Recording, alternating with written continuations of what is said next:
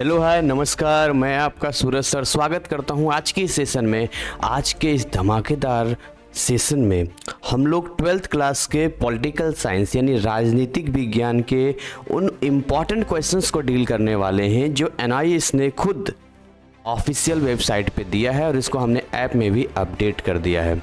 और ऐसे क्वेश्चंस ही आपके एग्ज़ाम में आएंगे, इसलिए आज का ये वाला सेशन आपके लिए बहुत इम्पोर्टेंट है यदि आपको पॉलिटिकल साइंस का एग्ज़ाम देना है। अगर आप हिंदी मीडियम के हैं तब भी घबराने वाली बात नहीं है, क्योंकि जो हमारे पास सैम्पल पेपर अवेलेबल है वो केवल इंग्लिश में है, तो हम उसे आपको कोशिश करेंगे हिंदी में बताने की। तो आज के इस सेशन को स्टार्ट करने से पहले हम चाहेंगे कि एक बार आप चेक कर लें कि आपने हमारे चैनल को सब्सक्राइब किया है या नहीं किया, क्योंकि अगर वहाँ वेल नोटिफाई नहीं होगा तो यहाँ जितने भी अपडेट, जितने भी कंटेंट हम आपके लिए लाते हैं वो सही समय तक आप तक पहुँच ही नहीं पाएगा, और सही समय तक मिलना बहुत ज़रूरी है।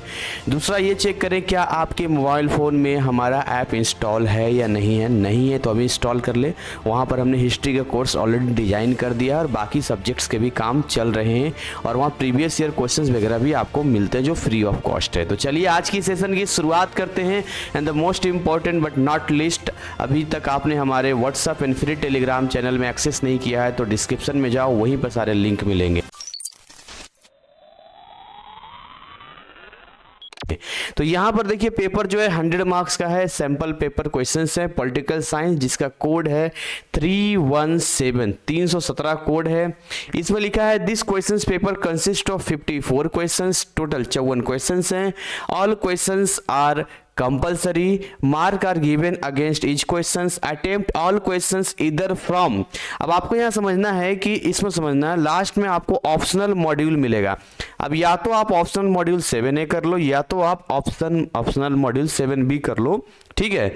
और इस तरीके से आपके ये सेगमेंट है, यानी कि 20 MCQ क्वेश्चंस हो गए, 21 से 35 आपके ये आपके हो गए। इस तरह की चीजें हैं।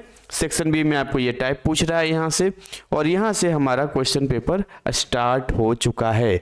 सो सबसे पहला सवाल जो यहाँ पर पूछा है, सिलेक्ट द करेक्ट ऑप्शन। अब करेक्ट ऑप्शन में क्या पूछ रहा है कि a person is a member of how many states at one time, यानी एक आदमी एक बार में कितने स्टेट का मेंबर हो सकता है। कोई भी आदमी एक बार में कितने स्टेट का मेंबर हो सकता है। तो सही जवाब है एक बार में कोई एक ही स्टेट का मेंबर हो सकता है। या तो आप दिल्ली के मेंबर बन जाइए, या तो आप महाराष्ट्र के बन जाइए, है नहीं, या कहीं के भी बन जाइए, आपकी इच्छा है, लेकिन एक बार में कोई एक ही रहेगा। इसके अलावा identify the option whether the government of a state is organized on the basis of. आप इनमें पहचान कीजिए ऐसे ऑप्शन जिसके बेसिस पे जो है सरकार का गठन किया जाता है, यानी ऑर्गेनाइज है। तो देखिए सरकार गठन करने के कुछ ऑप्शंस पढ़ते हैं। Constitution, norms of tribe, dictate by any religious group. देखिए नॉर्म्स ऑफ ट्राइब तो होगा नहीं, ठीक है, डिक्टेट भी नहीं होगा, ना ही कोई रिलीजियस ग्रुप होगा। So right answer is constitution, जिसको हिंदी में संविधान कहते हैं, ठीक है। तो संविधान लोगों ने, भारत के सदस्य जितने भी उस समय के लोग थे उन लोगों ने बनाए थे, है ना। भीमराव अंबेडकर, राजेंद्र प्रसाद, बहुत सारे ऐसे लोग थे जिन्होंने मिलकर, उसमें भीमराव अंबेडकर का बड़ा रोल है, ज़्यादा बड़ा रोल है, बाकी ऐसा नहीं अकेले का है। पहले वहाँ से लाने के बाद उसको डिस्कशन होना, बाकी चीज़ें होनी, सब ने मिलकर उसको बनाया है। तो इस तरीके से जो है कॉन्स्टिट्यूशंस यहाँ पर आ गया। यहाँ पे इसी का एक और ऑप्शन, दोनों से कोई एक ही करना होता है।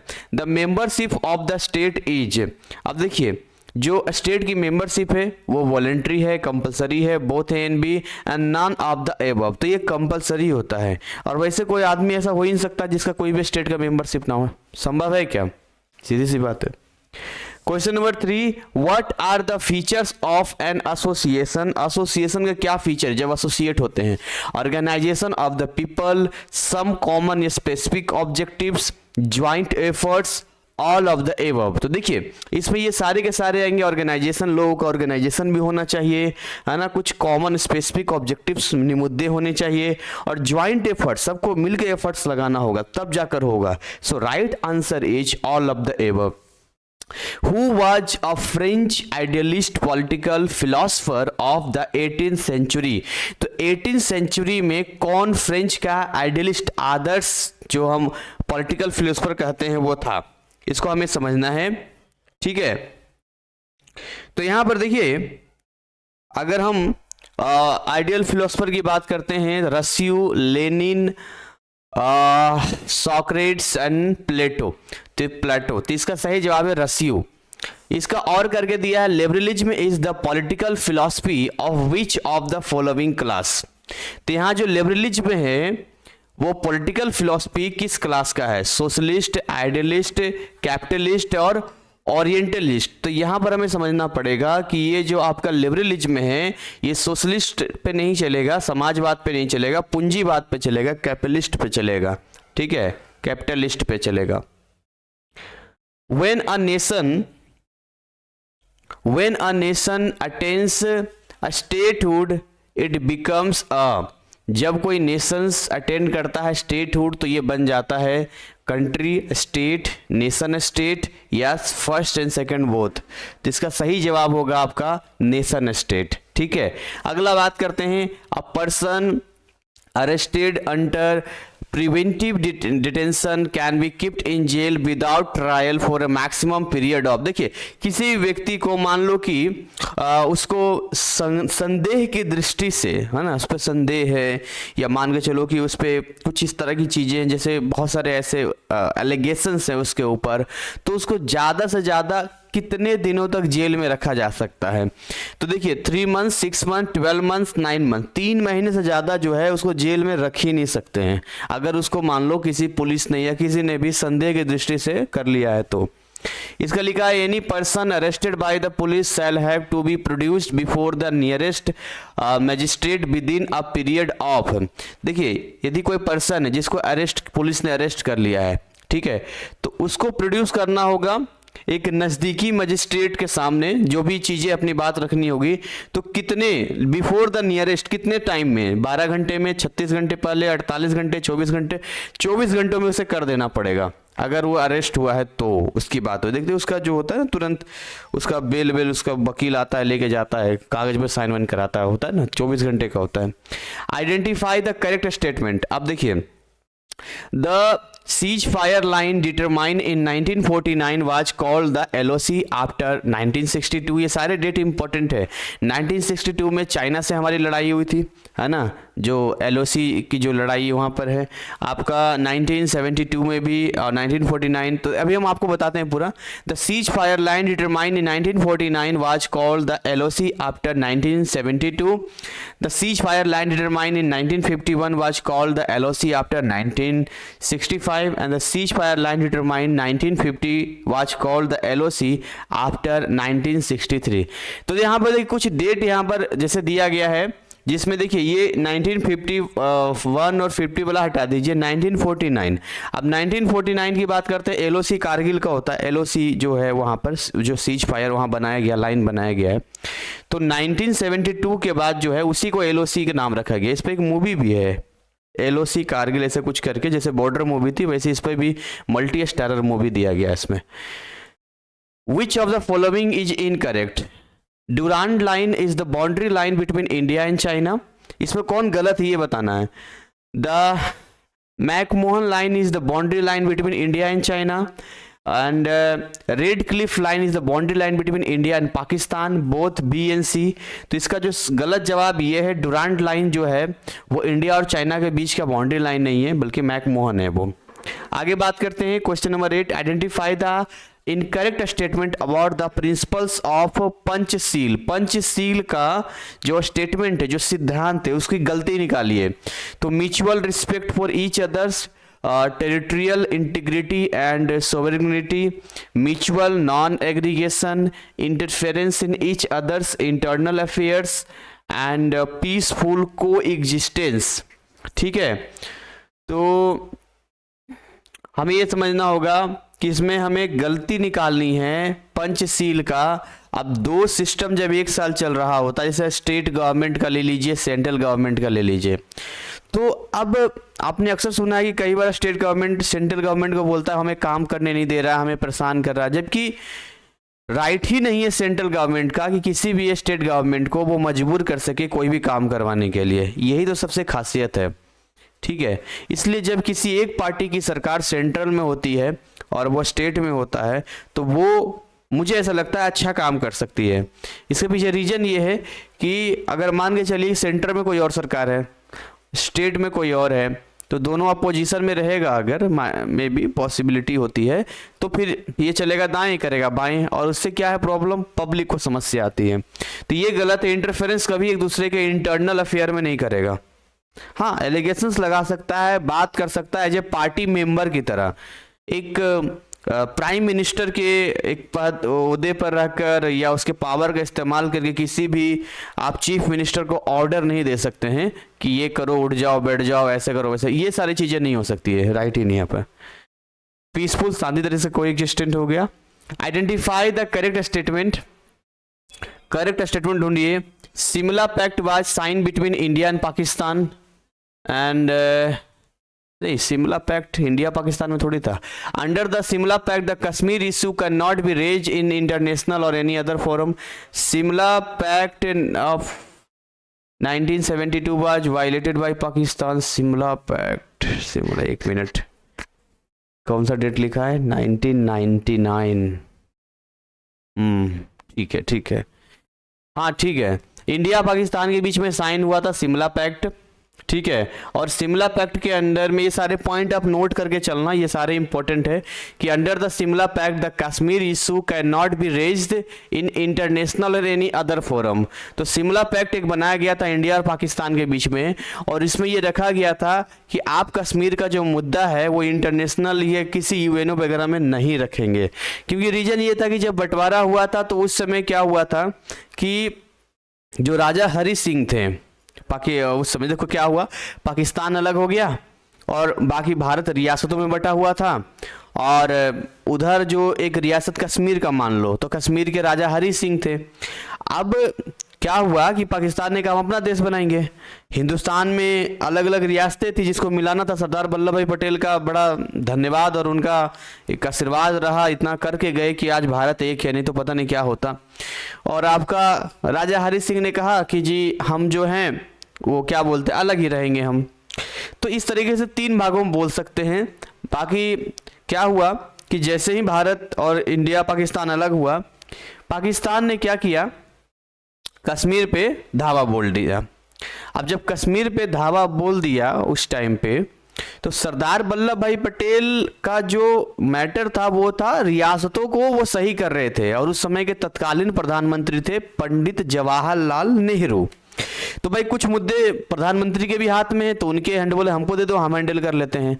और बाकी तो आप जानते हैं सरदार वल्लभ भाई पटेल ने किस तरीके से जो है हैदराबाद के निजाम को पानी पिला दिया था। उसने कहा हम अलग रहेंगे पाकिस्तान की बात सुन के, हैं अपना आदमी भेजा था, वो आराम से उसको रात में डिनर वगैरह कराया, खिलाया पिलाया, और वो एकदम पूरा बोल रहा हम ये वो करेंगे।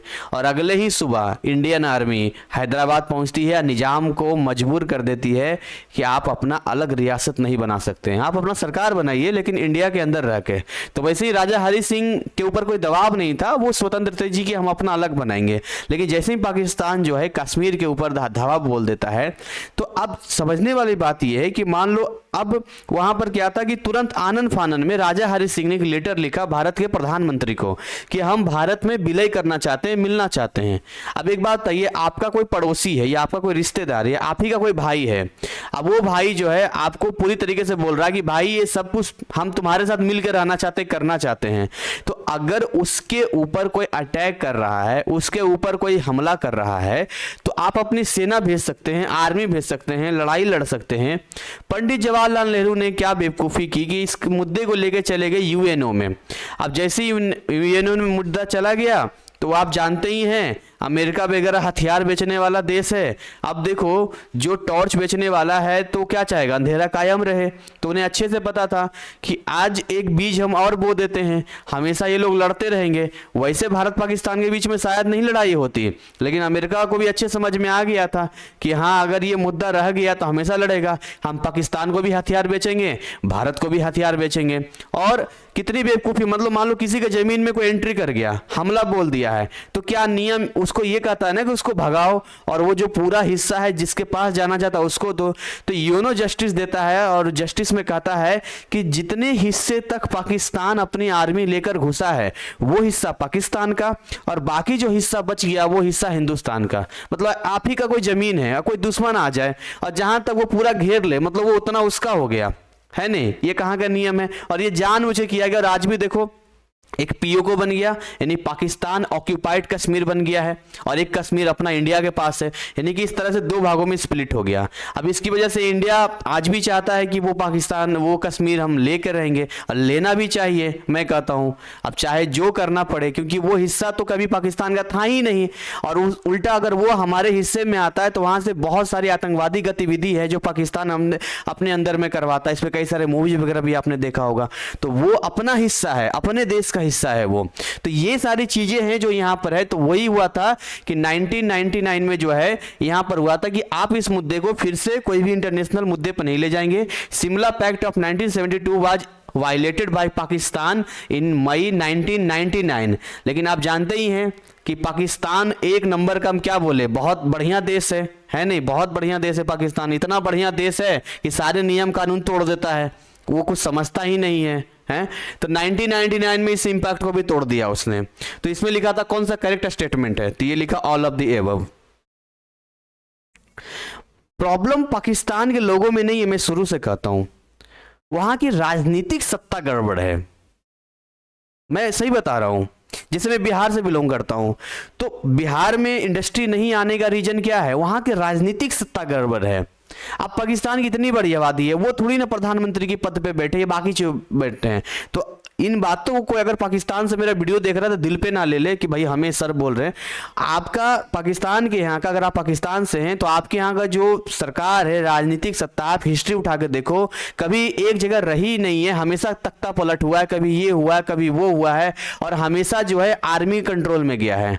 और यही वजह है कि वहाँ महंगाई, या आप मान लीजिए कि पूरी दुनिया में जो इतना कर्ज लेके इतना बेइज्जती उठाना पड़ रहा है, ये सारी चीज़ें हैं क्योंकि पैसा आता है, पब्लिक सब हड़प जाता है, अलग अलग देश में जाकर शिफ्ट कर देता है, स्विस बैंक में डालता है। ऐसा नहीं कि इंडिया में नहीं है, इंडिया में भी है, लेकिन इंडिया में रिसोर्सेज ज़्यादा हैं जिसकी वजह से जो है उतना पता नहीं चल पाता है। अब आगे बात करते हैं यहाँ पे, इस पे सेकेंड पार्ट है, identify the correct statement. The Bandung Conference of Afro-Asian countries was held in 1960. President Jiang Zemin's visit to India in 1990. The Bandung Conference of Afro-Asian countries was held in 1955. None of the above. तो यहाँ हमें समझना होगा जो correct statement है वो ये वाला है कि जो बैंडंग कॉन्फ्रेंस हुआ था एफ्रो एशियन कंट्रीज का, वो 1955 में हुआ था।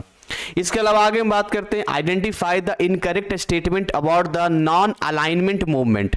एक तो अलाइनमेंट होता है जो एक लाइन में एक हो जाता है, एक होता है नॉन अलाइनमेंट मूवमेंट। तो इसमें कौन सा इनकरेक्ट है, जैसे non alignment aim to maintain national independence in foreign affairs. तो ये कह रहा है कि जो नॉन अलाइनमेंट जो था उसका उद्देश्य था मेंटेन करना है नेशनल इंडिपेंडेंस को फॉरेन अफेयर्स में, यानी कि अगर आप विदेश नीति की बात करते हैं तो विदेश नीति में कोई किसी के ऊपर दबाव नहीं बना सकता है। ये सबसे मोस्ट इंपॉर्टेंट बात है, क्योंकि देखिए जब किसी के ऊपर दबाव में रहेगा तो काम ही नहीं कर पाएगा। अभी आपने लेटेस्ट में देखा कि कैसे अमेरिका और रसिया के बीच में कोल्ड वार के चक्कर में जो है किस तरीके से जो है दबदबा भारत के ऊपर था। रसिया भारत का बहुत अच्छा मित्र है, बहुत अच्छा दोस्त है, और एक समय था जब रसिया ने भारत को मदद किया था।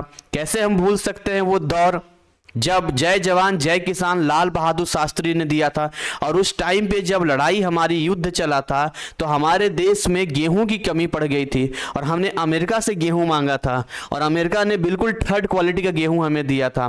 कैसे हम भूल सकते हैं रसिया को, जो उस समय से लेकर अब तक हम मतलब भारत में 60% जो हथियारों का जो उसका रिपेयर पार्ट है बाकी सब रसिया से आता है। अभी तो रसिया और भारत के बीच बहुत बढ़िया सड़क भी बन गया कि कम समय में आ सकते हैं। तो अब भारत के ऊपर भी बीच में आ गया था। रसिया एक अच्छा मित्र है। अमेरिका कह रहा था क्यों भारत, तुम जो है वो रसिया के मित्र हो या हमारे मित्र हो, किसी से एक बात करो। तो भारत ने हमेशा अपनी जो फॉरेन पॉलिसी है, जो फॉरेन अफेयर है, वो इंडिपेंडेंट रखा है। भाई हम किसी के दबाव में नहीं काम करेंगे, हमारा मर्जी है हम किससे बात करें नहीं बात करें। अब देखो भारत की कितनी अच्छी पॉलिसी है, मैं आपको बताता हूँ। तुर्की, जिसको टर्की कहते हैं, है ना, टर्की को बीच में हमने गेहूं दिया था। टर्की ने कुछ देशों के बात में आकर, जैसे पाकिस्तान से अच्छी दोस्ती है, देश में बात आकर बोल दिया था कि भारत का गेहूं में पता नहीं कौन सा वायरस है, ये सही नहीं है, तो भारत ने वापस मंगवा लिया बदनाम करने के लिए। लेकिन उसी टर्की में जब अटैक हुआ या पता नहीं भूकंप आया था या क्या हुआ था, सबसे पहले भारत पहुंचा था। सबसे पहले, अभी लेटेस्ट बता रहा हूं, सबसे पहले भारत पहुंचा अपनी सेना को लेकर और वहां पर सबको बचाया। तो भारत तो देखिए दुश्मन तो कोई मानता ही नहीं, सामने वाला बोल भी रहा फिर भी उसकी मदद के लिए सबसे आगे आ जाता है। तो ये जो है यहाँ पे कि non alignment aim to maintain national independence in foreign affair, it is against joining any military alliance form by the USA and Soviet Union aftermath of the world war second. तो ये जो world war second था, जिसमें Soviet union था और USA था, आपने एक घटना देखा होगा, जिस घटना में, मैं आपको एक्स्ट्रा टॉपिक इसलिए बता रहा हूं ताकि आपके दिमाग में रहे। आपने सुना होगा कि जब सेकेंड वर्ल्ड वार चल रहा था तो 1939 में स्टार्ट होकर 1942 में खत्म हुआ था। हालांकि ये वरदान हो गया था भारत के लिए, क्योंकि सेकेंड वर्ल्ड वार की वजह से ही अंग्रेजों का पकड़ भारत में कमजोर हो पाया था और देश में इतने मूवमेंट चल रहे थे कि हम आजाद हो पाए थे। तो उस दौरान आपने बड़ी दिलचस्प बात सुनते हैं कि जापान के हिरोशिमा और नागासाकी पे जो है अमेरिका ने क्या किया था, बमबारी कर दिया था, परमाणु बम गिरा दिया था, जिसकी वजह से कई पीढ़ियां वहां की जो है लंगड़े लूल्हे जन्म ले रहे थे, रेडिएशन का शिकार हो गए थे, समझ सकते हैं वहां पे। तो बेसिकली अगर आप सोचेंगे कि क्या रीजन रहा होगा कि एटम बम तक गिराना पड़ा, जबकि पूरी लड़ाई में एटम बम का कभी इस्तेमाल नहीं हुआ था, लेकिन लास्ट में क्यों किया गया, तो इसके पीछे अगर आप थोड़ा सा माइंडसेट लगाएंगे तो भले ही सोवियत यूनियन, यानी कि जिस रसिया के नाम से जानते हैं, 1991 में सोवियत यूनियन स्प्लिट हो गया था, एक मेजर पोर्शन रसिया रह गया है, बाकी सब अलग अलग हो गया।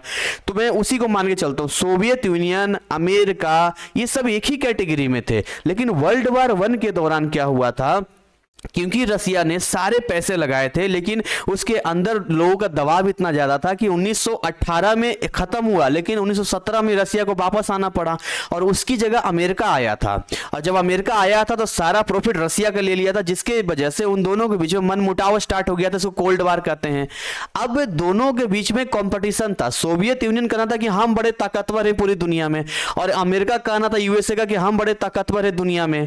अब इसमें क्या हुआ कि एक दूसरे को दिखाने के लिए इसने, यूएसए ने क्या किया कि अपोजिशन में जापान था, जापान पे गिरा दिया एटम बम। अब देखो, सबको पूछा गया अमेरिका से कि तुमने एटम बम क्यों इस पे गिराया, तो कहा जी हमें सेकेंड वर्ल्ड वार खत्म करना था इसलिए हमने एटम बम गिरा दिया। जबकि सच्चाई ये थी कि अमेरिका दिखाना चाहता था रसिया को, सोवियत यूनियन को, कि देखो हम कितने बड़े पगलेट टाइप के आदमी हैं, हम कुछ भी कर सकते हैं, हमसे भिड़ोगे, आज जापान पे एटम बम गिराएं, कल तुम पे गिरा देंगे। तो ये कहीं ना कहीं अपने आप को ये सुपरमेसी दिखाने का तरीका था। तो बहुत सारे ऐसे हिस्ट्री में आप जाएंगे जब पॉलिटिकली, तो आपको ये सारी चीज जानने को मिलेगी। और हम बहुत जल्द इस पे कोर्स डिजाइन कर रहे हैं, और ऐसा कोर्स डिजाइन कर रहे हैं जिसको पढ़ने के बाद बच्चे कहेंगे कि यार मजा आ गया, एकदम कहानी की तरह है। तो जैसे जैसे टॉपिक आता है, देखो मैं आपको बताता जा रहा हूं कि मेरा करंट अफेयर और बाकी चीजें में इसमें काफी स्ट्रांग है मेरा। दूसरा यहां पर non alignment was neither neutrality और नॉन इन्वॉल्वमेंट और नॉर आइसोलिज्म। तो यहां पर सारी चीजें ठीक है, यहां पर नॉन अलाइनमेंट का बस इसमें देखिए, it is a favour of joining any military alliance form by the USA and Soviet union. ये सबसे गलत बात है, क्योंकि कभी भी जो है यूएसए एंड सोवियत यूनियन का मिलिट्री का अलायंस कभी हुआ ही नहीं है, इस बात का ध्यान रखिएगा। आगे बात करते हैं यहां पर इस वाले में। तो इसमें देखिए क्या लिखा हुआ है, लिखा हुआ है साइक्लोन्स एंड, क्या लिखा है, Ceylonese and Tamil are the two languages mainly spoken in Sri Lanka and Palk strait separates India and Sri Lanka. Correct statement है ना यहाँ पे, or both A and B none of the above. तो ये वाला जो है, ये श्रीलंका और इंडिया को पल्क स्टेट सेपरेट करता है, और ये दो जो लैंग्वेज है, तमिल है, एक सिंहली होता है, यहाँ पे सिंहली होता है, तमिल और सिंहली दो होता है यहाँ पर, जिसकी इस लगता है सिंहली जिसको लिखा सिंहलीज होता है। ये इसका भी श्रीलंका में बड़ा मुद्दा है भाई, वहाँ भी सिंहली के लोग हैं और तमिल लोग हैं। अब हुआ ये था कि जैसे मान के चलो श्रीलंका अलग ही देश है, भारत अलग देश है, लेकिन अंग्रेजों के टाइम में कुछ जैसे बंधुआ मजदूर टाइप के लोग होते हैं या बाकी लोग होते हैं, तो साउथ इंडिया से कुछ लोगों को श्रीलंका ले जाया गया। वो लोग वहीं पर रहने लग गए, क्योंकि श्रीलंका भी तो गुलामी था ना अंग्रेजों के हाथों में। वो लोग वहीं रहने लग गए, उनका वंशज हो गया, उनकी आबादी हो गई। तो बाद में जाके लड़ाई होगी। सिंहली लोगों का कहना था क्योंकि हम श्रीलंका के ओरिजिनल लोग हैं तो हर चीज पे हमारा दबदबा होगा, क्योंकि हम मेजोरिटी में हैं, हमारा संख्या ज्यादा है। तमिलों का कहना था कि ऐसा नहीं है, जो भी होगा हमें भी बराबरी का मिलेगा। और बीच में तो इतना मार काट हुआ था, सिंहली लोगों ने तमिलों पे इतना मार काट किया था, इतना उसको परेशान किया था। ये सारी चीजें एक घटना है जो घट गई है। हालांकि श्रीलंका की स्थिति आज की डेट में सही नहीं है। कोरोना से पहले जो है श्रीलंका ने चाइना से जो है खरीदा था ऑर्गेनिक करने के लिए खाद वगैरह। और सोचिए किसी भी खेत को अगर हमें ऑर्गेनिक फॉर्म में बनाना होगा, जैविक खेती करनी होगी, तो 20 साल का समय लगता है। अब पता नहीं श्रीलंका के लोगों को क्यों नहीं समझ में आया। प्रॉब्लम यह है कि श्रीलंका के जो पॉलिटिकल देखते हैं वो एक ही परिवार से जुड़े हुए लोगों का है, तो इनके अंदर ना दिमाग तो है लेकिन उस तरह का दिमाग नहीं है कि जो साइंटिफिक तरीके से सोचा जा सके। कोरोना से पहले अपना खेती बर्बाद कर लिया, गलत खाद खरीद के, उसकी लंबी कहानी है। जैसी कोरोना हुआ इसका टूरिज्म बेकार हो गया, और उसके बाद आप जानते हैं कि श्रीलंका की हालत क्या हो गई थी, क्योंकि दो ही चीज पर श्रीलंका चलता है। एक तो उसकी खेती थी जो पहले ही बर्बाद कर लिया था, और दूसरा उसका टूरिज्म है। बीच में एक आतंकवादी अटैक हुआ था, उसकी वजह से, और ईस्टर का हुआ था, उसमें और गड़बड़ हो गया था। तो आज की डेट में कहीं ना कहीं चाइना इस चीज का लाभ उठाना चाहता है कि श्रीलंका को हम पैसा दे दें। क्यों? क्योंकि वहां पर हमारा दबदबा होगा। वैसे ही चाइना चाहता है हम नेपाल पे अपना पैसा दे दें ताकि नेपाल से दबदबा रहे। कई बार नेपाल का भी मन स्विंग होता रहता है, श्रीलंका का भी स्विंग होता रहता है। बहुत लंबी कहानी करंट अफेयर की, इसमें नहीं जाएंगे हम लोग, तो मैं केवल आपको ऐसी इंटरेस्ट पैदा करने के लिए बता रहा हूं। बोथ ए एंड बी ये सही जवाब है। आगे बात करते हैं 11 का। Which of the following is correct about the क्या लिखा है, डिसआर्मेंट। तो देखिए जो disarmament is the limitation of dangerous like nuclear weapons, disarmament is the reduction of dangerous like nuclear weapons, and disarmament is the possible elimination of dangerous like nuclear weapons. तो देखिए यहाँ पर जब हम बात करते हैं कि डिसआर्मेंट्स का मतलब होता है कि ये सारी चीजें होगी। डिसआर्मेंट डेंजरस का आप कम करना है, लिमिट लगाना है, जितना ज्यादा से ज्यादा हो सके न्यूक्लियर वेपन का इस्तेमाल हमें कम करना है, ठीक है। तो न्यूक्लियर वेपन्स का जो मीनिंग है, न्यूक्लियर वेपन्स का जो मीनिंग आता है वो क्या मीनिंग में आता है। देखिए एक नॉर्मल वेपन्स होता है, एक होता है न्यूक्लियर वेपन्स। न्यूक्लियर वेपन बहुत ही खतरनाक होता है। जैसे अभी मैंने आप एग्जांपल दिया था कैसे जापान के ऊपर नागासाकी हिरोशिमा पर इस तरह से गिराया था। तो ये ऑल ऑफ द अबव होगा। इस डिसआर्मेंट का मतलब होता है कि हम लिमिट में लाएंगे, खतरे को कम करेंगे और एलिमिनेट करेंगे। 12 की बात करते हैं। Identify the incorrect statement about India's disarmament policy. भारत की भी एक अपनी पॉलिसी है। भारत भी देखिए कभी आपने नहीं सुना होगा भारत ने जो है किसी दूसरे देश पे अटैक कर दिया है, या भारत ने जो है किसी दूसरे देश पे जाके कब्जा कर लिया, उस तरह की चीजें नहीं है। उल्टा ये जहां लड़ाई होती है उस लड़ाई में वहां जाके समझौते करने की बात करती है, ठीक है। तो जैसे यहां लिखा है in 1948 India had propose limiting the use of atomic energy to peaceful purpose. तो 1948 में ही इंडिया ने प्रपोज किया था कि हम अपनी एटॉमिक एनर्जी को शांति तरीके से क्या करेंगे, यूज करेंगे। इसके अलावा इंदिरा गांधी के टाइम में आप जानते हैं कि कैसे जो है न्यूक्लियर मैन के नाम से जाने जाते हैं एपीजे अब्दुल कलाम। खैर देश उनका आभारी रहेगा जो वो कुछ करके गए हैं देश के लिए, और आज की डेट में हमारे पास वो है। इन 1950 इंडिया सजेस्टेड, इसमें हमें इनकरेक्ट ढूंढना है, ये वाला सही है। 1950 India suggested the formation of UN peace fund, इसने भी सजेस्ट किया। C India was the second become party to the partial test ban treaty 1963, बिल्कुल गलत बात है। यहां पर कोई ऐसा इस पे बैन नहीं रखा गया था क्योंकि ऐसा कुछ काम ही इसका नहीं हुआ था। In 1954 India advocated the cause for comprehensive nuclear test ban treaty. हाँ ये था कि 1954 में इंडिया को एडवोकेट करना पड़ा था कॉम्प्रिहेंसिव न्यूक्लियर मतलब कम से कम क्लियर कर लेंगे यहाँ पर। तो ये कुछ पॉइंट है जो आपको ध्यान रखने हैं। देखिए, the first chief election commission was appointed in the year. देखिए, पहला चीफ जो कमीशन था वो अपॉइंट किया गया था 1950 में। Chief election commission and other election commissioner are appointed for a term of 6 year. ये याद रखिएगा। पॉलिटिकल साइंस तो इतना इंटरेस्टिंग सब्जेक्ट है ना, मैं कहता हूँ कि आदमी कुछ पढ़े या ना पढ़े, पॉलिटिकल साइंस और हिस्ट्री 2 सब्जेक्ट जरूर पढ़ना चाहिए। ज्योग्राफी भी है साथ में, उनसे भी पता चलता है, बट पॉलिटिकल साइंस जरूर पढ़ना चाहिए। अगर कोई साइंस पढ़ता है ना, फिजिक्स केमिस्ट्री, वो मैं भले ही साइंस का टीचर हूँ, बट मैं यकीन बताऊँ साइंस का केवल ना डिग्री लेने के लिए काम है, या अगर आप बड़े लेवल पे बनते, जैसे कि आप डॉक्टर, इंजीनियर या कोई साइंटिस्ट बनते, तभी यूजफुल है। बाकी साइन थीटा, कॉस थीटा और ये रिएक्शन वो रिएक्शन कोई मतलब ही नहीं है डेली के लाइफ में, अगर नॉर्मल ग्रेजुएशन करना है तो। लेकिन पॉलिटिकल साइंस को ढंग से पढ़ लेगा तो उसे दीन दुनिया की पूरी बातें पता होगी, करंट अफेयर पता होगा। मतलब अगर हर बच्चा पॉलिटिकल साइंस स्ट्रांग हो जाए तो उसे इतनी समझ आ जाएगी कौन सी सरकार सही है, कौन सी सरकार गलत है, क्या एडमिनिस्ट्रेटिव सिस्टम होता है, क्या जुडिशियल सिस्टम होता है, कौन से देश से हमें खतरा है, कौन से देश से हमें नहीं खतरा है, क्या हमें अतीत से सबक लेना चाहिए और क्या फ्यूचर में डिसीजन लेना चाहिए। ये साइंस वाइंस से सब नहीं होगा। तो अगर पॉलिटिकल साइंस में आप हैं तो केवल इसको सिलेबस के लिए मत पढ़िए, अपने आप में नॉलेज इंप्रूव कीजिए। आगे हम बात करते हैं, बहुत इंटरेस्टिंग है। देखिए 14 की बात करते हैं, answer the following questions any two. देखिए यहाँ लिखा है डैश इलेक्शन इज द, चलिए इसको एक काम करते हैं, ऐसे यहाँ पर नहीं समझ में आएगा, इसको मार्क करके आपको बताते हैं।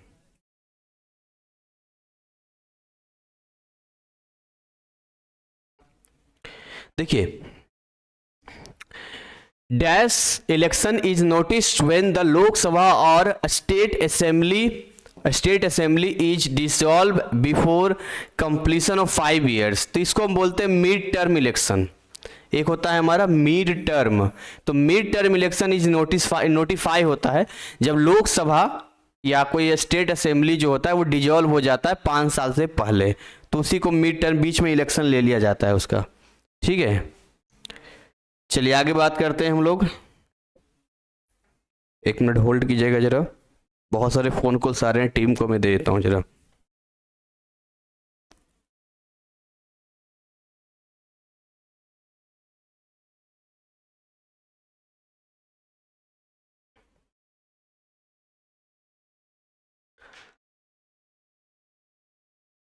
चलिए, तो यहां पर जो है बीच में ही अगर पहले डिसॉल्व खत्म हो गया तो उसको बीच में इलेक्शन करवा देता है। Dash is a regional party. देखिए बीजेपी रीजनल पार्टी तो नहीं है, सेंट्रल में आता है, आईएनसी भी नहीं है, डीएमके जो है रीजनल पार्टी, सब ध्यान रखना होगा। Dash has the power to dissolve the Lok Sabha को कौन भंग कर सकता है। देखिए केवल प्रेसिडेंट के पास पावर है लोकसभा को भंग करने का, प्राइम मिनिस्टर और होम मिनिस्टर इन लोगों का है ही नहीं। ठीक है, आगे बात करते हैं, answer the following questions into 1 word. लिखा है demanding of reorganization of states on the basis of language is related to. तो इसको बोलेंगे, अगर लैंग्वेज के हिसाब से होगा यहां पर, तो इसको बोलेंगे regionalism. Factors which have contributed to the growth of regional parties are cultural and geographical, social and dash. तो ये होगा एथनिक। ठीक है, the desire of dash to capture power also led to raise of regionalism. इसको बोलते हैं regional elites. अगर इच्छा है आपका पावर लेने का रीजनलिज्म के हिसाब से, तो इसको रीजनल एलिट्स से हमें आगे बढ़ना होगा। इसके अलावा आगे यहां पर लिखा है कि गुड गवर्नेंस का की क्या है, डेवलपमेंट। सीधी सी बात है भैया, डेवलपमेंट करप्शन थोड़ी ना होगा, सेपरेशन भी नहीं होगा। Instrument for a responsive and accountable administration includes people's involvement in. तो ये होगा डिसीजन मेकिंग, याद रखिएगा, क्योंकि अगर कोई भी कंडीशन आता है तो एडमिनिस्ट्रेटिव का काम होता है डिसीजन लेना, डिसीजन मेकिंग में जाएगा यहाँ पे। इसके अलावा लिखा है 17 में, answer the following questions any of two dash is a part of good governance. Justice होगा, जस्टिस इसका पार्ट होना चाहिए। Indian parliament pass 73rd and 74th amendment act in the year of 1992। एक आया था ग्रामीण का और शहरी का आया था, 73वां 74वां आया था। डिटेल इसके बारे में पढ़ना है, शहरीकरण और ग्रामीण का। जैसे ग्रामीण वालों को पहले फंड वगैरह डायरेक्ट नहीं आता था, ऊपर आता था, ऊपर से नीचे, अब डायरेक्टली सब कर दिया, फिर उसको उसी को शहरीकरण में डाल दिया। तो एक था गांव का 73 ग्रामीण का होगा, 74 शहरीकरण होगा।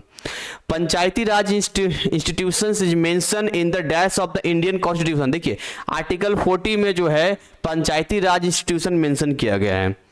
Answer the following questions. Illegal use of authority for a person gains will come under the ambit of. Illegal तरीके से अथॉरिटी कोई पर्सन का लाभ कमा रहा है तो वो करप्शन में जाएगा, और किस में जाएगा, ठीक है। The benefit of embedding computer and IT in the government is delivery of services to the dash at low cost. तो पीपल को देना है, पीपल एट लो कॉस्ट, सीधी सी बात है।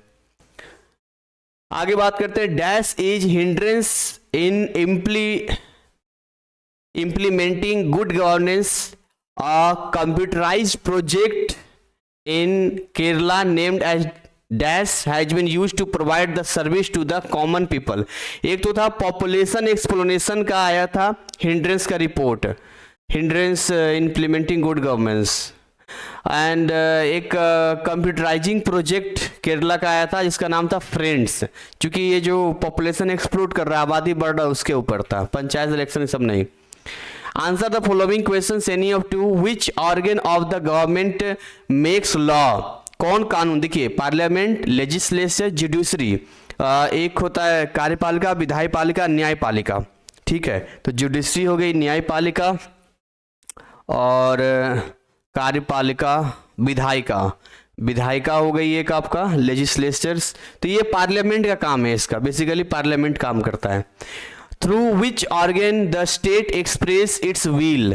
Political and administrative organ, government का किस ऑर्गन का, जो सरकार होगी किसी भी स्टेट का, वो अपना बिल करेगी, और क्या।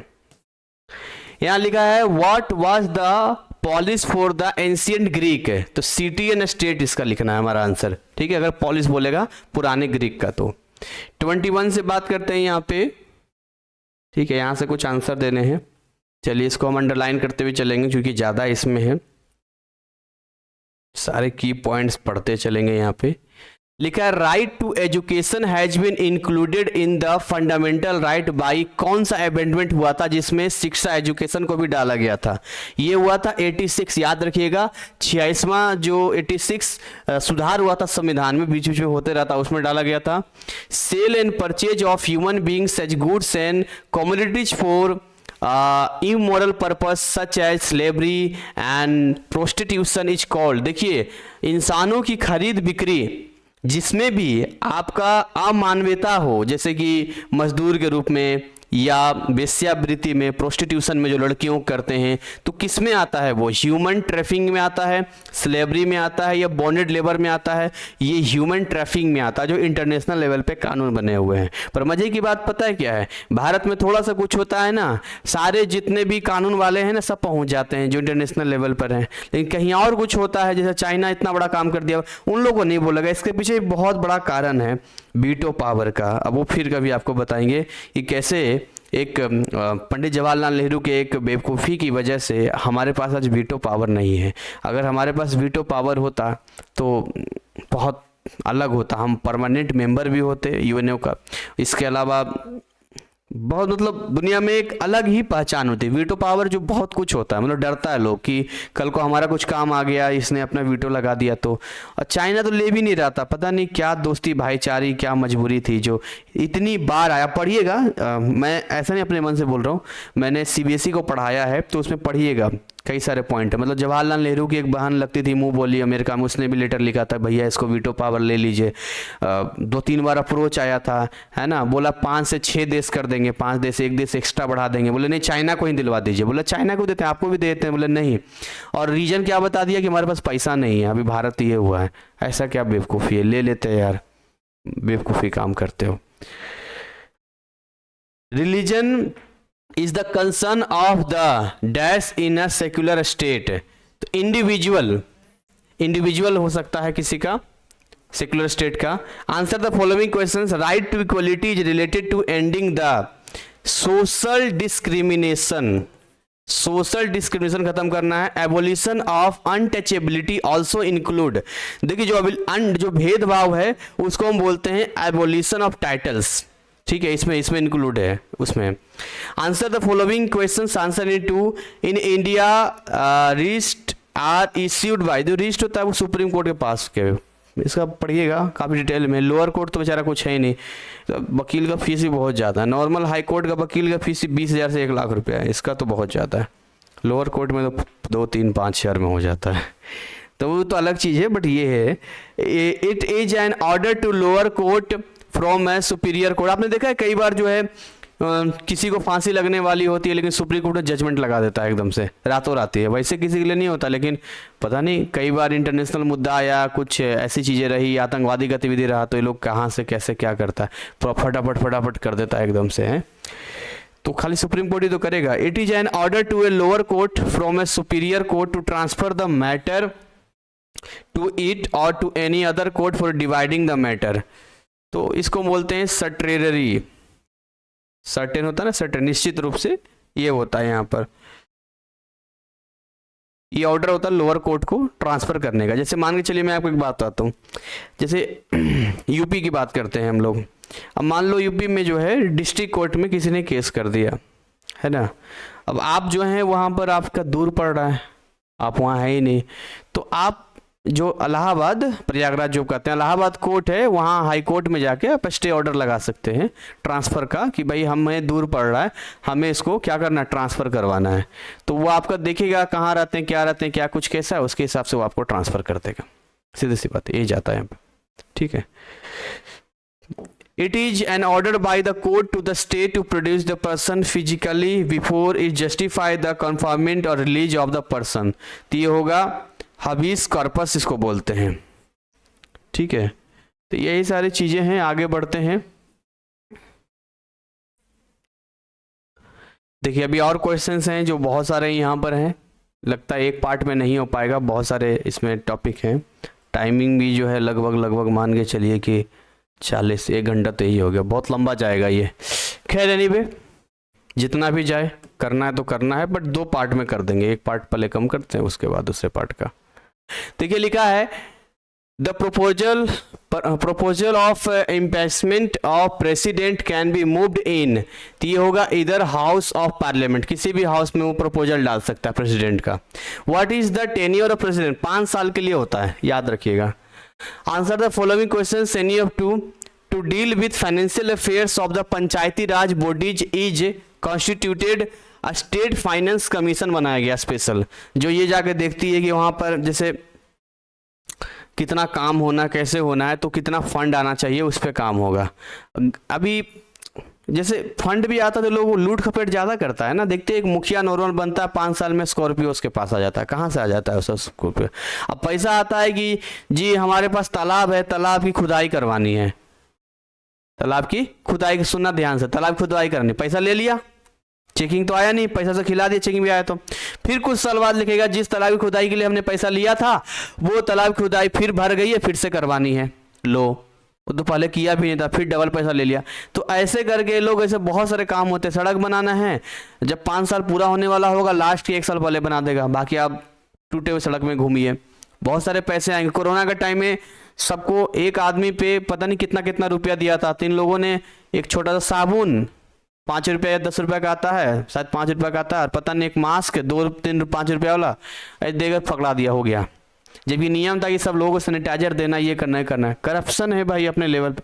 अब उसकी भी क्या गलती है, जब जनता ही जब वोटिंग के टाइम में जनता ही पैसा लेके अगर वोट दे, मतलब तो अगर कोई इन्वेस्ट कर रहा है, मान लो कोई 40 लाख 50 लाख रुपया खर्च कर रहा है जीतने के लिए, तो ऑब्वियसली जीतेगा, तो लूट खपोट करेगा। आप ऐसे उम्मीदवार को जिताइए जिसको प्रमोशन कम करना पड़े, ईमानदार हो, लेकिन आप तो ऐसे जिताते हैं जो आपको कुछ लाभ देता है, और भी थोड़े समय के लिए, तो क्या होगा फिर वो तो अपना पैसा लगा रहा है, बिजनेस कर रहा है। In case of earlier dissolution urban local self governing bodies fresh elections are held within. तो याद रखना 6 मंथ में समझाता हूँ। In case of earlier dissociation, मान लो पहले ही जो है टूट जाए लोकल सरकार सेल्फ बॉडीज का, फ्रेश इलेक्शन हम करवा सकते हैं, लेकिन 6 महीना के अंदर, ठीक है। उससे पहले राष्ट्रपति शासन वगैरह लगा देगा, लेकिन 6 महीना के अंदर करा सकते हैं इसे, विद इन 6 मंथ लिखा हुआ है। 6 महीने के अंदर कर सकते हैं। बहुत राष्ट्रपति शासन ऐसा नहीं लगता, बहुत रेयर होता है लगता है। The middle tyre of Panchayati Raj is, middle tyre होता है पंचायत समिति, ये बीच का होता है, ठीक है। बाकी तो सब ग्राम पंचायत नीचे का हो गया, परिषद ऊपर का हो गया, जिला परिषद ऊपर का हो गया। Answer the following questions. Panchayati Raj was developed by, Panchayati Raj system Gandhi ji का देन था। द ऑब्लिगेटरी यानी compulsory functions of municipal include, इसमें वाटर सप्लाई बहुत इंक्लूड है, वाटर सप्लाई इसमें है, टाउन प्लानिंग मेंटेनेंस ये सब चीजें नहीं, वाटर सप्लाई इसमें है। यहां लिखा answer the following questions. The council of ministers is headed by the, जो मिनिस्टर का काउंसिल होता है ना वो प्रधानमंत्री करता। अभी आपने देखा ये मंत्री परिषद बोलते हैं, अभी मंत्री परिषद में चेंज हुआ था, सेंट्रल गवर्नमेंट का बदल दिया गया था, एक या 2 साल पहले से, 2 साल पहले मोदी जी ने पूरा बदल दिया था पूरा अपने हिसाब से, तो वो प्राइम मिनिस्टर के हाथ में है, कैबिनेट सेक्रेटरी और होम मिनिस्टर नहीं। The council of minister is responsible, council of minister responsible होता है लोकसभा के लिए, सीधी सी बात है। बाकी यहाँ से हम बात करेंगे आगे, define the meaning of liberalism, describe Gandhi's concept of Sarvodaya, ये सारी चीजें बड़ा इंपॉर्टेंट क्वेश्चन हैं, अभी तो इसका स्टार्ट ही हुआ है यहाँ पे, ठीक है।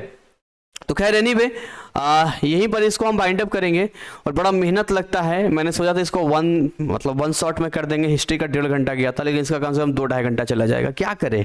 अब अंदर नॉलेज है, कोई टॉपिक आता है तो बता देते हैं, बताना भी जरूरी है। खाली इसी टॉपिक को लेकर अगर हम बताएं तो आपको मेढे का कुआं थोड़ी ना बनाना है, ना कुएं का मेढक कुएं का मेढक थोड़ी बनाना है, एक्स्ट्रा नॉलेज भी देना है और आपके अंदर इंटरेस्ट भी डेवलप करना है। खाली आया पॉलिटिकल साइंस पढ़ा रहा है जी और पॉलिटिकल साइंस में खाली जो अपनी बात रख रहा है, तो वैसे कुछ करने से नहीं होगा। अगर पॉलिटिकल साइंस सही मायने में पढ़ना है तो आपको कुछ इस तरीके से करना होगा, जैसे आप गाँव घर में कहानी किससे सुनते हैं, इसका ये हो गया उसका वो हो गया, वैसे ही आपको करंट अफेयर और पीछे घटनाओं के बारे में जानकारी होनी चाहिए। फिर देखिए कैसे मजा नहीं आता है पढ़ने में। तो अगले पार्ट को डालेंगे, देखेंगे आप में से कितने ऐसे स्टूडेंट हैं जो नेक्स्ट पार्ट के लिए कमेंट करते हैं, इससे हमें फीडबैक पता चलेगा कि आप इंटरेस्टेड हैं अगले पार्ट के लिए, फिर हम इस पर काम कर पाएंगे। बाकी अगेन मैं कहूँगा कि मेहनत करते चलिए, आगे बढ़ते चलिए, क्योंकि यही एक रास्ता है आगे बढ़ने का। और केवल पॉलिटिकल साइंस को इसलिए मत पढ़िए कि केवल आपको अच्छा स्कोर करना है, आप इंटरेस्ट डेवलप करके पढ़िए, आप अच्छा परफॉर्मेंस ले आएंगे। मुझे अच्छे से याद है, मैंने पढ़ाया था सीबीएसई को, तो एक लड़की, क्या नाम था, सायरा आयरा, पता नहीं क्या नाम था उसका, कुछ नाम था उसका, तो वो पढ़ने के लिए आती थी और भी ग्रुप में थी, तो वो थोड़ा ज़्यादा इंटरेस्टेड हो गई पॉलिटिकल साइंस में, उसको पढ़ाया तो, और उसको सारी बातें बता दिया। तो जब वो स्कूल में जाती थी तो उसके दोस्त लोग बोलते थे तुम बताओ ना पॉलिटिकल साइंस, तुम बहुत अच्छे से बताते हो। मैडम भी कई बार एक्सप्लेन करने के लिए बोलती थी। एक बार क्या हुआ, 2 घटनाएं घटी उसके साथ में। एक बार क्या हुआ कि वो किसी से बात कर रही थी, तो इसका तो पढ़ा हुआ था, हमने सारा ट्यूशन में पढ़ा दिया था उसको, तो मैडम ने उसको बोला, देखा कि बात कर रही है तो पनिश देने के लिए पूछा भी हम क्या पढ़ा रहे थे, जिसको टॉपिक तो पूरा पता था, खड़े होके पूरा बता दी। मैडम शॉक्ड हो गई। एक बार चेकिंग में आया, सीबीएसई की तरफ जो आता है, तो चेकिंग आया तो उसने पूछ दिया रिलेशनशिप चाइना बिटवीन इंडिया। अब इसने आंखें बंद करके वो सारी बातें बोल दी जो मैंने बताई थी। अब कुछ बातें किताब में थी और कुछ बातें किताब में नहीं थी, यानी आउट ऑफ सिलेबस था। अब वो आदमी कहता है कि तुम ट्यूशन पढ़ती हो क्या, बोलती नहीं ट्यूशन नहीं पढ़ते हैं, डर गई वो। तो स्पेशल उसके अब्बू को, इसके पापा को उसको बुलाया गया। तो उसके पापा जब जा रहे थे स्कूल तो बोले थे तुमने ऐसा क्या कर दिया है। तो उसके मैडम पूछती क्या बनाना चाहते हैं इसको, तो बोले नर्सिंग में जाना चाहती है। बोले इसको टीचर में डाल दीजिए, बहुत अच्छा एक्सप्लेन करती है। तो वैसे ही पॉलिटिकल साइंस तो उसको इंटरेस्ट हो गया था ना, क्योंकि जब मैं पढ़ाता था तो मैं एक इमोशंस में ले जाता था। फील करना बहुत जरूरी है, केवल रट के काम नहीं हो सकता। मुझे पॉलिटिकल साइंस समझ में बिल्कुल नहीं आता था जब मैं 9th में था, लेकिन धीरे धीरे मैंने इसको पढ़ना शुरू किया। पढ़ने के बाद मैंने वाकई में जैसे न्यूज हो गया या बुलेटिन्स हो गए या क्या कहाँ चल रहा है ये हो गया, ये चीज़ों में इंटरेस्ट लेना शुरू करेंगे। वर्ल्ड मैप हो गया, कहाँ किससे रिलेशन है कैसे, तो आपको चीज़ें क्लियर हो जाएगी पूरा। तो इसी के साथ इसको ओवर कर रहे हैं, मिलेंगे अगले पार्ट में। तब तक ऐसे ही हंसते खिलखिलाते मुस्कुराते रहिए। Thank you so much, wish you all the best.